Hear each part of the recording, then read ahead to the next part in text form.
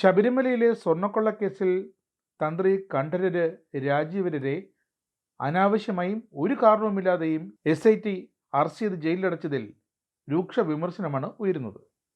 ഇപ്പോഴിതാ തന്ത്രിയെ ജയിലിലടച്ചത് ശബരിമലയിൽ സർക്കാരിൻ്റെ ആചാര ലംഘനത്തിന് 2018 കൂട്ടുനിൽക്കാത്തതിനാലാണെന്ന് തന്ത്രി തന്നെ വെളിപ്പെടുത്തിയിരുന്നു.